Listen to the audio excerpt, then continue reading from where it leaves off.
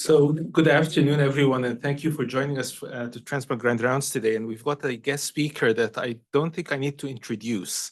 So anyone involved in transplant or in nephrology knows Dr. Kim Solez, and that goes back quite a long time. At least my first encounter was in the 1990s with the listserv for the NKF. So essentially, Dr. Solez, for those of you who don't know, he graduated from the other Rochester, New York, where he did his med school, a native of New York State, and essentially ended up going to Hopkins for some time, where he was on staff, and then decided to go over the border to Canada, where he ended up at the University of Alberta in Edmonton, where he's currently the director and chair of the experimental pathology program over there. Many accomplishments over the years, setting up the listservs, include cyber nephrology for NKF. And one of the key things that I actually wanted to invite Dr. Solez in for is that he established a Banff working group for histopathology of transplant. So the ability of bringing multiple centers together in an emerging field to create a platform which is open, that allows people to work together, address problems, and come up with consensus was one of the earliest versions of this, and it has continued to this day. And we actually mimicked it for the Chauvet workshops for VCA. But then ultimately, I found out that Dr. Solez had a totally different intention for today's talk, and it's quite exciting. And I'm going to leave him to essentially inspire you and raise a lot of questions and start a lot of debate, because his biggest interest right now is how AI is going to get incorporated into medicine. So without any further delay, Dr. Solez. Okay, thank you very much. I'm very pleased to be here, and I think it's been a very successful trip and visit thus far. And yes, that's right. I've been quite fascinated by artificial intelligence for some time now, and see it really changing the future of transplantation and ultimately ending the organ shortage. But first, I think I need to be honest about some recent history, right? At the 2022 Banff meeting in Banff, Alberta, Canada, I predicted that by 2024, we would be able to reverse engineer histology. Like we'd be able to enter data from a patient and show that patient's histology slide without actually doing the biopsy. Now you can do things like that in radiology. We can't do that in pathology, but really what has happened is kind of the next best thing. You know that the Mayo Clinic is where frozen sections began? Yeah. And you know that frozen sections and paraffin sections look different. The paraffin has a bit more detail. And what has happened in the interim since I spoke at Banff 2022 is the ability to get AI to show you from the frozen section what the paraffin section would look like, and to do that in a convincing enough way that you can fool pathologists into thinking this really is the paraffin section. So why did I want to be able to reverse engineer histology? Well, think of your insight into yourself. How well do you really know yourself? Well, if you really know yourself well, then you would know your work well. If you work with histology, then as Richard Feynman said, what I cannot create, I do not understand. So if you can reverse engineer what you're doing, then you really understand it much better. And I think that is coming soon. We just don't have it yet. So in a very short time from now, maybe within 3 years, we will be able to reverse engineer pathology. We cannot do it today. But in radiology, you can create these deep fake X-rays from AI input that are indistinguishable from clinical X-rays, but are not from any patient, are simply generated by the data you have put in. And in the Technology and Future of Medicine course that I teach, we now have a very enthusiastic radiologist teaching challenges in medical imaging AI. And yeah, we're going to see over the next few years if pathology approaches radiology in this respect. And when it does, then the histology metaphor for life will work. So you can use histology then as a metaphor for life in general. You can't do that yet. So I would like to acknowledge that whatever I have accomplished was assisted by a number of different people along the way, and some important things that have happened to me and the state that I find myself in now in November 2024 has a lot to do with these people that heavily influenced my career. The first is Robert Heptonstall, my mentor, who taught me kidney pathology. This is the first KI paper that I wrote with him. But one of the things that happened early on, when I tell you about this, you say, well, this is just trivial, you know, what impact could this possibly have had? So in January of 1973, I was in my first PGY 1 year learning pathology. And I'm told that no one ever takes on added tasks in such a situation, but I did. I had been, I had graduated from Oberlin College, and they had a new program, the winter term program, where in January, the students depart from the Oberlin campus and go visit alumni who are doing interesting things. So I had 5 Oberlin College students visit me that January 1973. And while Hopkins was teaching me about pathology, I was teaching them about medicine and life in general. And they've all done quite well, all 5 of them.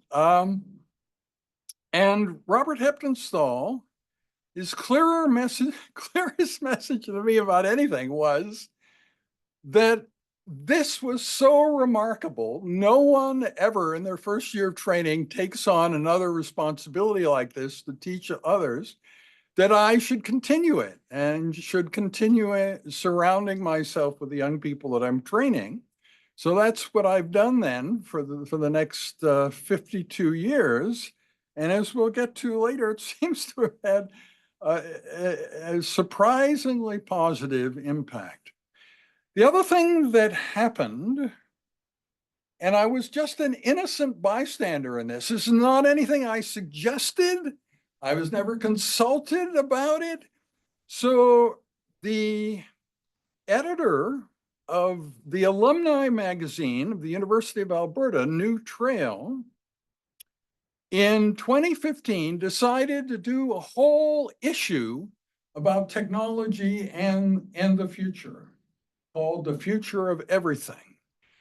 And they're a part of the Central University. They have, compared to me, immense resources and access to all sorts of people who would never give me the time of day and so on. So this thing, which seems like a promo for the course that I was teaching and has everybody teaching in the course in that issue of the magazine, is much, much better than anything I could have ever created. And the other thing that will shock you, it contains more outlandish views than I could have ever found, like the edible arm. This is not a Kim Solez idea. It's an idea from this issue that when you're out in the woods and you get hungry, be a part of your arm that you can just start eating and it would regenerate. Yeah, it's kind of off-putting, don't you think? Anyway, so I don't want to own it. And they also had some rather shocking predictions about the relationship between the United States and Canada and China. Yeah, and yeah, also not ideas that I ever had. But this special issue did a great deal to raise the profile of the course, which is still, I think, the only course in the world that teaches about a future where machines are smarter than we are and takes over the future agenda of the world. And we can only figure out what's going on by collaborating in some way with those sentient machines. And it seemed like a very fanciful thing, speculative future when we started, but now it seems very close at hand, right? So anyway, yeah. Then this is internal medicine trainee from the University of Montreal, Qingwen Yin Wang. And she came to Alberta in February 2020, just before COVID hit. And she was purportedly there for her residency interviews, CARMS interviews, but that really wasn't her main purpose. She became fascinated by the Banff classification and sort of my career history, and she wanted to meet me. So she saw me briefly in the morning and spent the rest of the day finding, and then we met for 45 minutes. It's the only time we've ever met, but we've been working quite closely together ever since. And she's created a lot of graphics, including this one of me and my robotic dog, was named by my Instagram channel Einstein. So that's Einstein. The other person to have benefited me very much was Victor Tron, who was our chair at the University of Alberta from 2000 on. And he really enabled and empowered me. It's probably a very dangerous thing to do, but I had created this thing, cyber nephrology, just limited to renal medicine. He thought we should broaden that to all of medicine, cyber medicine. We did that, and that was quite a success.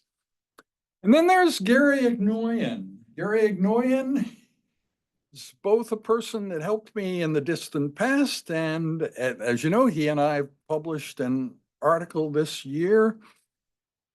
So in the beginning, just have a look at this. So this is an international disaster task force that we're describing to respond to the acute renal failure following earthquakes. Anywhere in the world, we fly there with dialysis equipment. All the other authors are clinicians. I'm the only laboratory physician.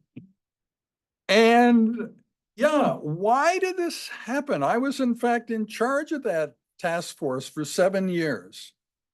Now think of your career planning for renal physicians here or anywhere.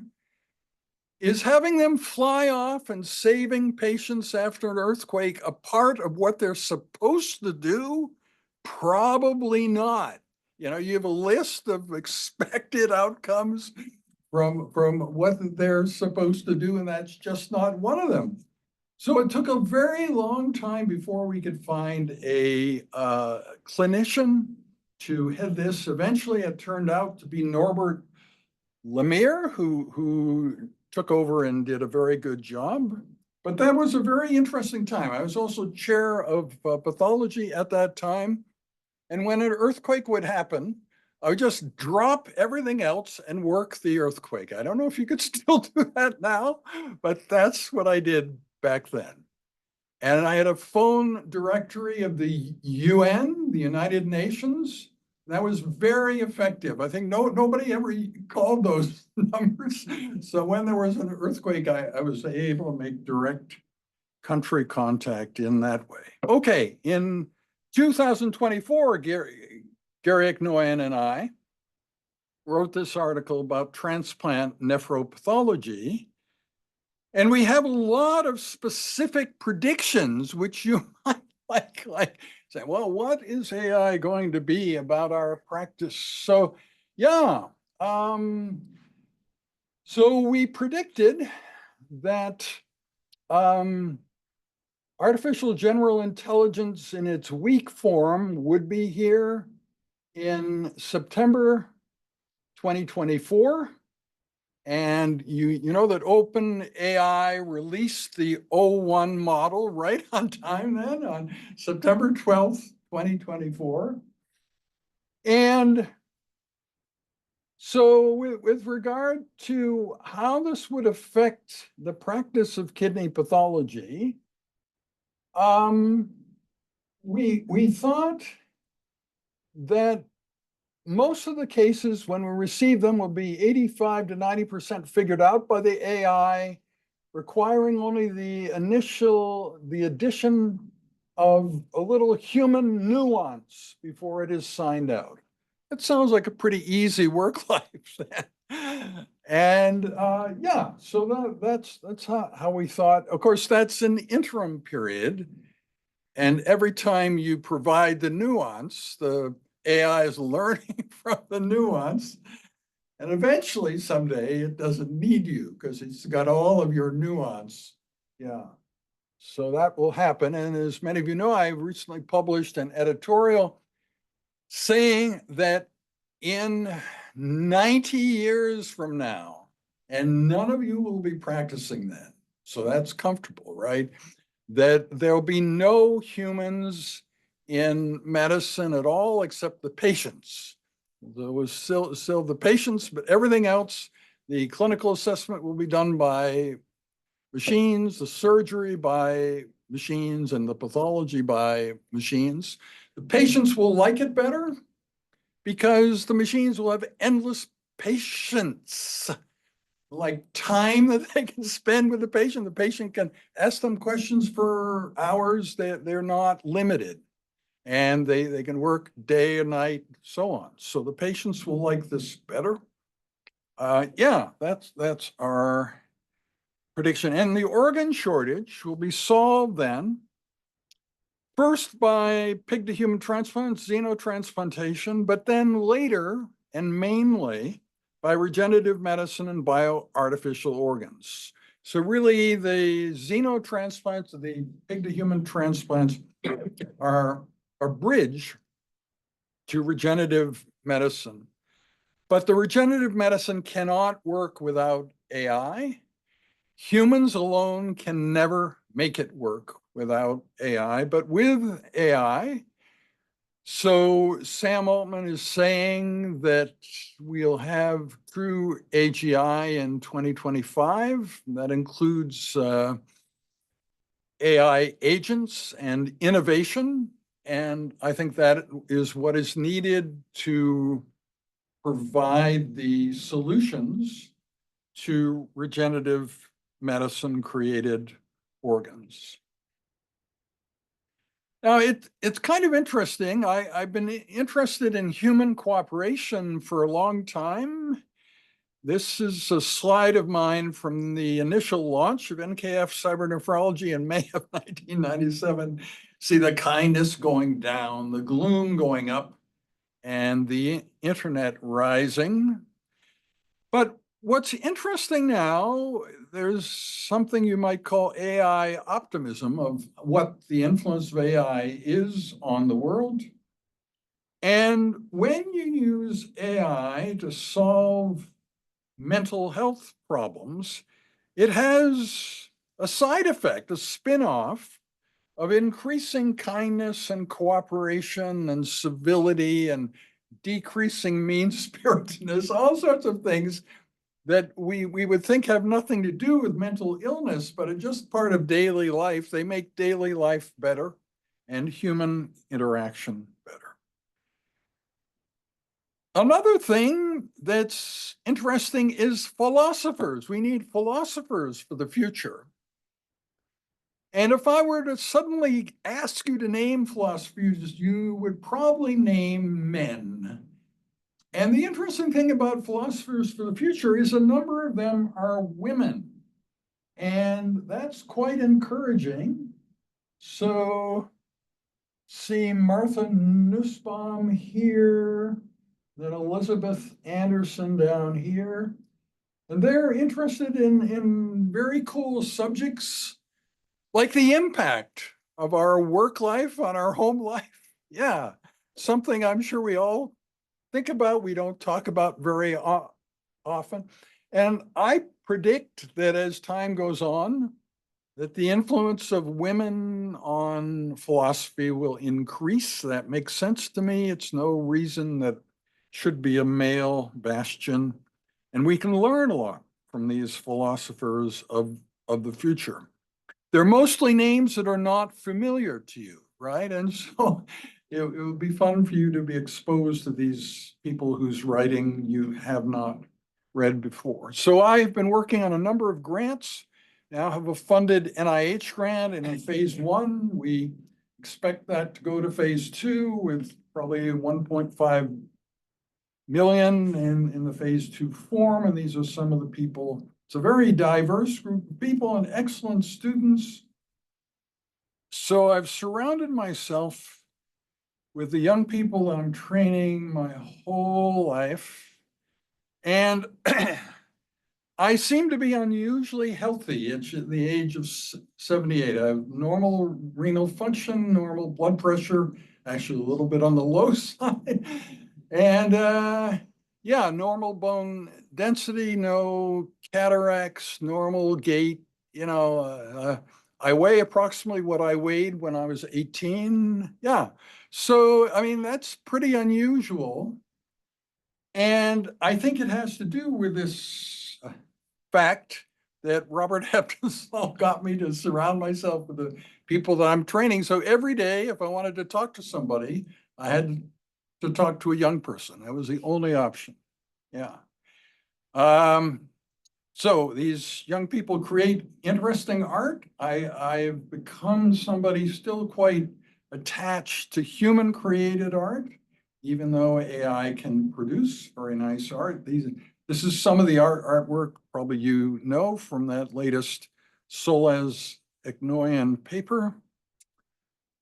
Okay, so we thought the technological singularity or artificial general intelligence was a long way away. We used to say 2045 and maybe 2035, but is it really 2026? That's pretty immediate. Yeah. So I think if I could make a general prediction that by 2026, you will see a number of surprising things happening that will remind you of this lecture today. And yeah, that you did not expect those things to happen this soon. And many of them will be in the area of humanly impossible tasks, things humans could never do on their own, that with AI we are able to do. So I'm a part of a group directed by Nell Watson to identify when you're interacting with something, whether the something is AI or human assisted by an AI or AI assisted by a human, there will be both symbols and auditory sounds that will let you know which of those 4 categories exists. And the paper on this is going to be published probably in early 2025. Yeah, and then what can we do? How much can we extend this? I mean, when we're talking about regenerative medicine and complex organs like the kidney and liver, can it extend to composite grafts, things like hands and faces? I think it probably can. There's no reason that it can't. It may involve bioelectricity. It may also involve other things which AI is able to introduce us to that we don't know about today. The interesting thing about this area, I think there are very few people working in it. Just like, as far as I can tell, there are not other people creating lists, the big challenges of the human race that AI can fix.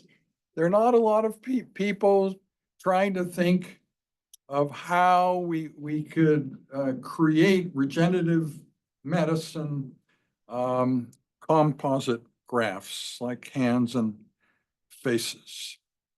So these are the two people who probably influenced me the most. Rich Sutton, some of you know, wrote the book on reinforcement learning. He's the best-known AI scientist in Western Canada, and he has influenced me a lot. And then below here is Michael Levin, who has appointments at Tufts and Harvard, and he is working very hard at transferring the bioelectricity story from lower animals to mammals and then to man, so that we can, rather than having to know everything about where the cells go and getting exactly the right cells in the right places, all we need to do is to create the right electrical signal, and the intrinsic intelligence of that part of the body knows what's supposed to go there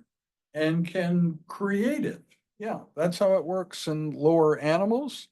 And he is speaking in our seminar series for the AST Transplant Regenerative Medicine group, and so we are looking forward to that. That presentation is coming up on the 13th of November. Yeah, so what could we accomplish if we succeed here?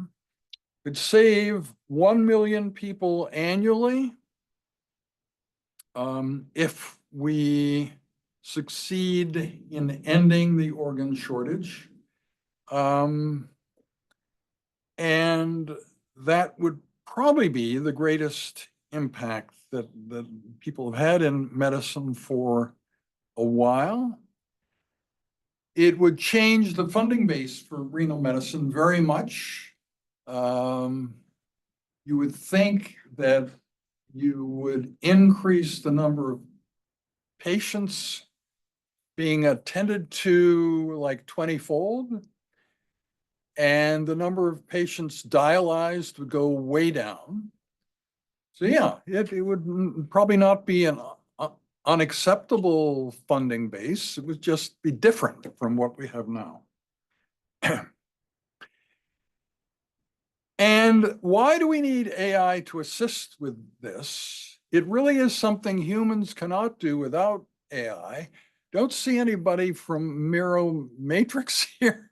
So I was interested. I think they probably believe that I mean that company is devoted to creating regenerative medicine, pig kidneys reseeded with human cells, and we discussed what it means to have AI assistance. Like if AI is assisting them with everything else in their life in a general way, does that count? Or does it need to be something specific to the project? Yeah, I don't know. But I think it will be interesting to see what happens over the next short while. So this is this list of the 24 challenges of the human race that could be solved by AI. And you can think about this in all sorts of ways, depending upon your feeling of personal empowerment, like what you can make happen in the world, right? You can say, well, really what you need is to convince Demis Hassabis, the CEO of DeepMind, that this is top priority and then he can make it happen within the company and so on. But I'm sure that's not the only way. There are many other ways that this could happen. There's a conceptual breakthrough needed to create stem cell generated organs like this that humans cannot do alone, but it's not clear exactly how big that needs to be. Does it need to be the whole DeepMind company focusing on this? Could it just be a small team of one or two people? You know, I think all possibilities are open. So for those of you sitting in these seats, I don't think you can count yourself out, right? You could be an important part of this. Yeah, you really could. And that would be important.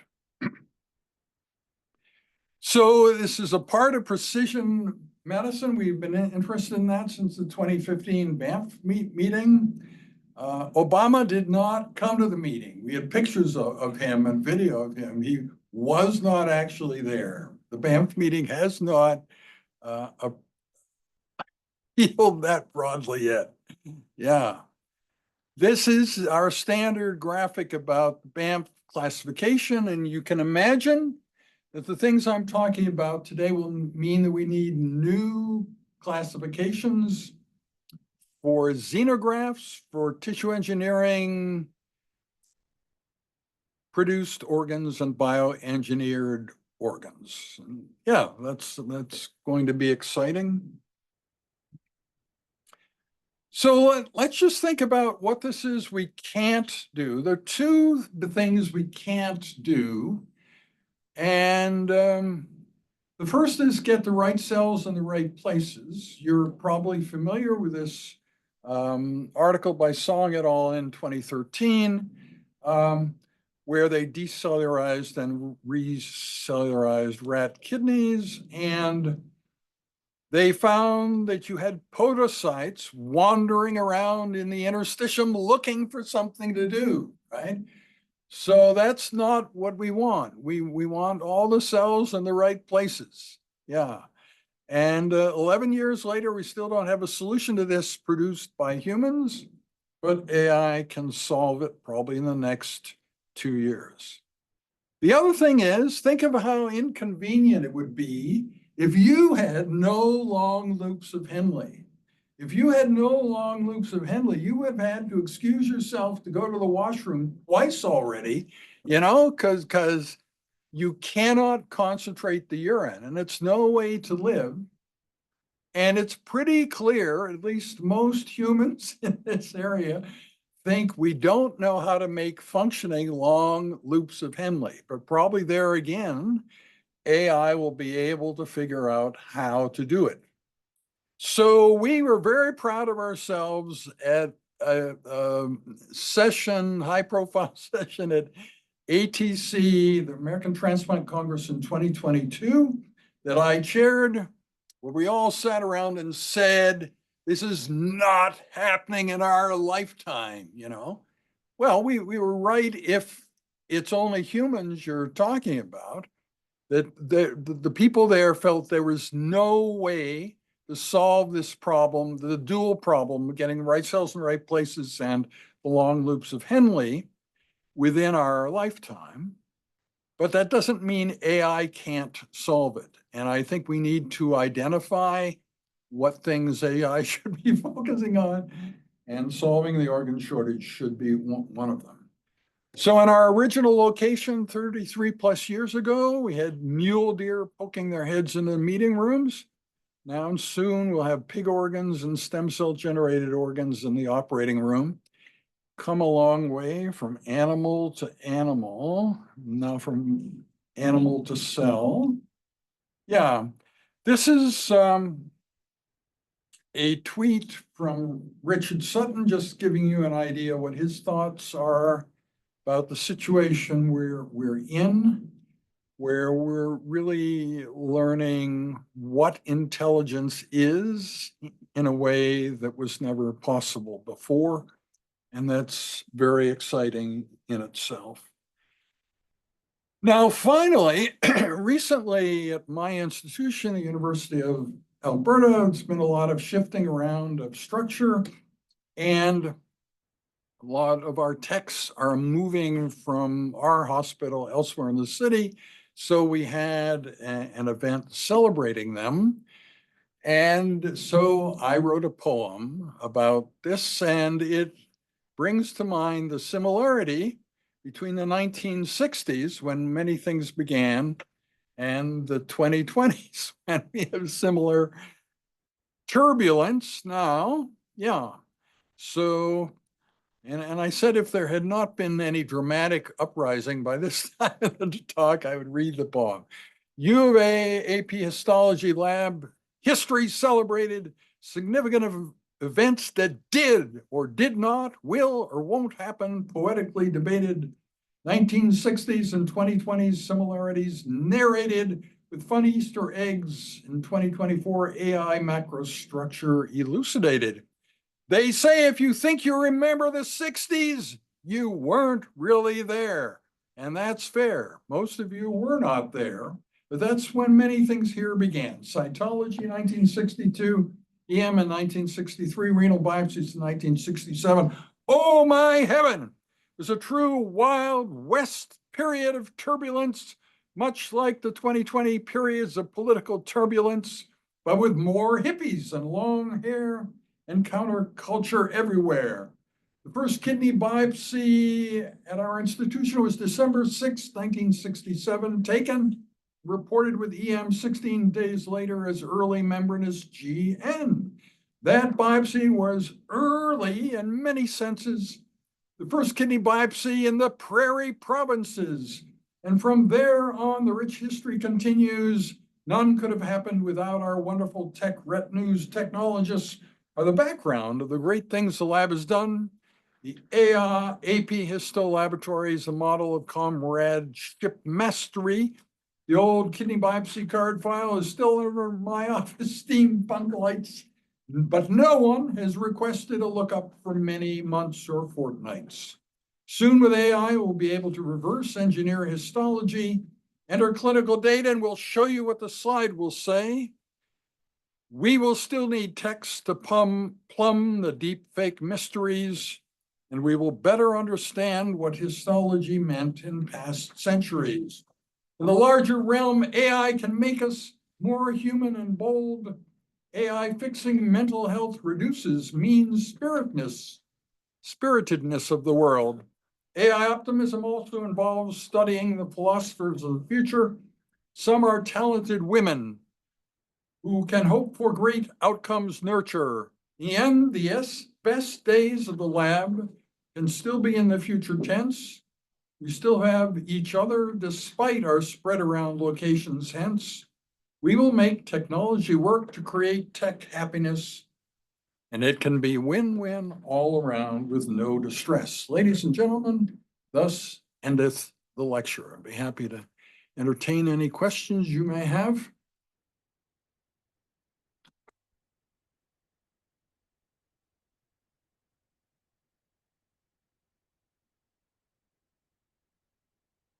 Yes. Dan, I'm Mark Stegall. Yes.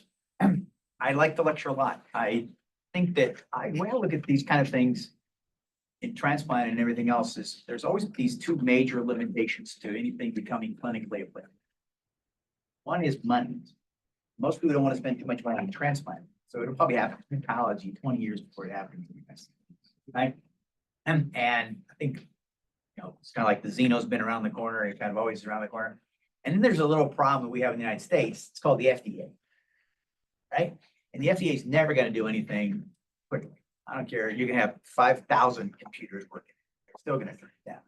And the real issue I think is with all the technology is going to be clinical trials. You can maybe get into pathology, but even that will have to be validated and FDA approved and the whole thing. And that's really the limitation is, and that I think that I don't think that we've ever actually been a lot for ideas actually in the last 20 years. Yeah. It's really some of the real logistical issues that get technology applied to you. And I think the AI, it'll be interesting to see how the FDA approaches all these AI technologies. Right. So the FDA used to be in the driver's seat. They were the ultimate deciders about all such things. With the voting down of Chevron deference by the Supreme Court. That is no longer the case. Like you could take a case to court and overturn what the FDA had decided. If it was worthwhile, if you thought it was in your interest, if you thought it would have a net positive effect. Nobody in medicine has yet done that. The FDA is the problem, actually. I know that, I misspoke. It's the evidence-based research that needs to go in to show that the drugs and the therapy and that all this is actually functional. Yeah, And those things take, unfortunately, I mean, if AI could get people enrolled in clinical trials, I would definitely jump on that. Yeah. That's the difficult part, right? But that's really gonna be, it's medicine is just one of these slow evidence-based kind of things. Yeah. And you need the follow-up and everything else. And so, those 2046 or whatever kind of thing. If there was something even today that could do something with cell therapy that was AI driven, all that kind of stuff. I mean, the first few clinical trials would be those being, but the way you do it. Yeah. Unless AI can predict all of the adverse events that might happen from things. And right. But remember that in human society, a lot of other things will be changing. So we don't exactly know what will happen. Yeah, so there's less of a pro-regulatory environment in politics than there used to be. So I don't know. So Alex Azar, you know, it seems like he's in a position where he shouldn't be saying stupid things, right? I mean, if you've been the Secretary of Health and Human Services, you should be politically smart enough not to say anything stupid. And so on June 1st, I predicted we would end the organ shortage within 10 to 15 years. And on June 4th, he made exactly the same prediction, and both of us are on video. So yeah, it doesn't mean anything. He's no longer deciding these things, but all I'm saying is that that was his opinion. The first person to suggest that time course was Martine Rothblatt in 2022 in the Starzl lecture of ATC 2022. So that was where the idea of solving this in the next, not just solving the organ shortage, but what Martine said was having unlimited organs, which, yeah, I think maybe better salesmanship to talk about unlimited organs. Are there other questions? Go ahead, Dr.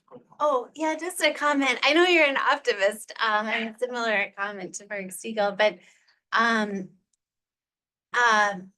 you know, it's a lot of this with AI, especially with healthcare. Maybe we will have a public relations problem. I mean, we can't even get people to accept a COVID vaccine, which Yep. would save lives and everything, as we know, flu vaccines. I think people don't like needles, which is a big problem, but there are all these conspiracy theories. And also really now more of a public skepticism towards experts in areas. Right, So how do you and science in that? general, And yeah. if the public never accepts this kind of thing, how are they going to, how would we even move forward with anything that you're predicting? Well, there's so many areas to move forward in. It isn't that we can't move forward, it's that, as Mark says, we can't apply it to patients immediately. Yeah. But yeah, we'll just have to see how it goes and what the overall environment is. And yeah, how that affects the speed of being implemented clinically. Yeah, I like the talk a lot, and I'm sorry about my voice. I'm AI optimist as Yes, well. I know. The speaker.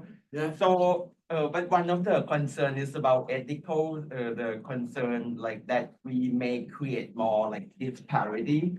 Like those like AI models, they had like the training set from the data, and there are some patient population that got like excluded from those data, and it's possible that those the population will get the wrong like prediction in terms of the matching yeah. or getting the treatment, and also there will be like disparity in terms of like the providers or institutions that use AI or do not use Yes. AI, and how can we make the balance and making this like fair for everyone. But if you think about taking all the known problems together, probably the biggest one is that the large language models, they can't continuously learn, right? They're based on a certain training set, and they don't continuously learn. That obviously doesn't work for us, right? And so you can integrate fixing that, like reinforcement learning does incorporate continual learning. So maybe some combination there. And you can get rid of some of the biases, but other biases you probably want to keep, right? There are also positive biases that are protecting people yeah. So some of the bias, you may worry about how hard it is to get rid of bias, but some of the bias, it's good that it's there. Yeah. It's a part of, the guardrails. Right? Yeah. You want that bias to stay. Yes. I'm worried about the opposite side of this AI being used for these reasons to make the world better of, sometimes there's rich, powerful, smart people who are not good. And what they'll be able to do with AI to sort of harm.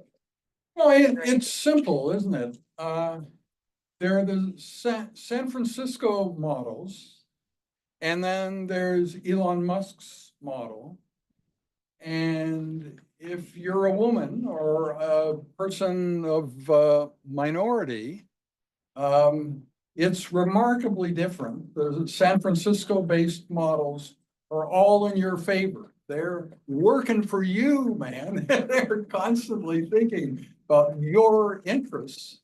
And the XAI model is doing exactly the opposite. So when XAI says it is aiming for maximum truth seeking, that means being mean to women and minorities, as far as I can tell.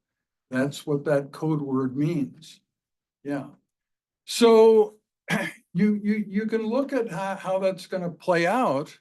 And the nice thing is at the moment it's 3-1, right? The three big companies in San Francisco, and Elon Musk only has one. So, I think the women and minorities may win out here. That's what I hope.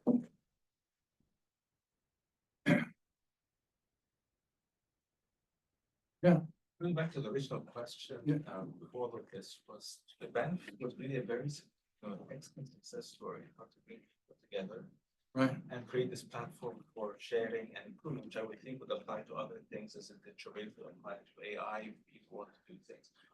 In your career, what do you think were the key factors that allowed Banff to actually progress the way it did and not end up with competing with institutions or groups or teams? I think it sounds corny to say this, but being humble is so cool. Like that's what it takes. Why did we use the name Banff? because Banff is too small to ever have a medical school, right? So there will never be a medical school in Banff. It's crazy. It couldn't exist there ever. So it becomes a name everybody can embrace. It's a beautiful place, yeah. And that was the idea behind it. Similarly, why not call it the Solez classification? Wouldn't that be great? No, it wouldn't. Because everybody else has a last name and they think, no, it should be my name, or yeah, no. So having it have that general name that basically has nothing to do with me, and I can tell you something that you may know that I gave a 2013 Nerd Night talk. But I later thought, well, since I have reimagined what the word Banff means, and since Banff has Nerd Night, they would embrace me as a speaker. That's not what they thought. That's the lamest suggestion they'd ever heard for Nerd Night.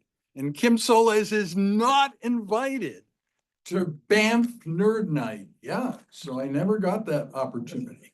So isn't that nice to think that there's not some like powerful figure behind all this, malignant, powerful figure, and that by you're being part of Banff things, you're supporting this powerful figure, right? You're supporting a kind of enterprise that everybody belongs to. And that's the reason that there is no competing entity, right? Yeah. If we had named it the Kim Solez classification, there'd probably be 1,000 competing entities. However many kidney pathologists there are, they'd each have their own classification, So I think naming has a lot to do with it. Yeah, and just like the other part of it is whether you need to be a leader in your local institution, right? That's also a part of being humble. I haven't been a leader at the University of Alberta since 1992. Yeah, and yet I've been perfectly happy there. You might say I'm the worldwide leader in transplant pathology, but I haven't been a leader locally. And that also, if you deal with somebody who can only be happy if they are the leader locally, and they must always be, and if that ceases to happen where they are, they must move. Yeah, well, that's kind of a different kettle of fish, right? Yeah. So I think being humble and being willing to apologize. People who have maybe never apologized their entire life, or maybe once when it was forced by some powerful person. I've apologized hundreds of times. It costs nothing. You don't lose anything. It's honesty because you've done things that you need to apologize for. Yeah, that's another side of it. Think of that the next time you meet somebody who, to your knowledge, has never apologized for anything. Yeah. Any other questions? It's just my personal philosophy, So, I'm not giving any guarantees, but what I can tell you, you may wonder what unique characteristics I have. So Nick Bostrom, has done a lot of videos, and I'm the only person you've ever met who's watched them all. Yeah, and I will watch all the future ones. It needs to be somebody like that. Now think about why you can't do that. It's very simple. I enjoy watching his videos. You wouldn't. So that's as simple as that, It's not like I have some wonderful characteristic. And similarly with Michael Levin, I've watched all of his videos too, but that's because I enjoy them. Yeah. So I'm not forcing myself to do anything unpleasant for me. It just may be unpleasant for you. And therefore, again, numerous requests like, tell me the one Nick Bostrom video I should watch, because I have no time to watch them all. And same with many other people. Yeah, I spend a lot of time making videos, editing videos, watching videos. You probably spend a lot of time watching TV. I have, in my whole life, spent almost no time watching TV. So we're just different, that's all. Yeah. Any other questions? Going back to the Yeah, AI. yeah. Yeah. These systems, connection, correct, and then that's the connection or the I think we move on now. Yeah, I think that's a very good idea, that they're probably, but it goes beyond that, doesn't it? That you can do a lot of things with synthetic data now.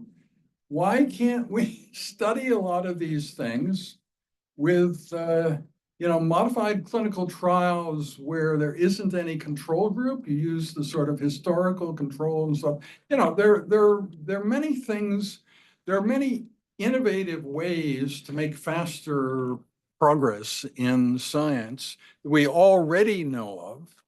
And I think that AI can probably find a lot more such things. So in addition to discovering things humans cannot discover, AI can find ways that we can speed up the processes. Yeah, I'm sure that will happen. And involving patients, I should also tell you another thing. I have a long history of email discussion groups, and when those discussion groups began, there were always a few intelligent patients who became part of the physician discussion groups. And I found this very interesting. And people told me, well, you should go in and weed them out and ask them, what's your medical license number and all this kind of thing. And I had a feeling that was absolutely wrong. And over the many decades that I've run email discussion groups, all the problems have been physician initiated, every single one. We never had a problem caused by a patient, never, ever. The patients who are smart enough to understand what's going on in a physician discussion group love being there, would never do anything to break the rules. It's just like a perfect thing for them. They're getting direct information that they really enjoy receiving. They never enter into the discussion in an inappropriate way. Yeah. So I feel very positively about involving patients in what we do. That has worked well for me over a very long period of time. Any other questions? You're welcome.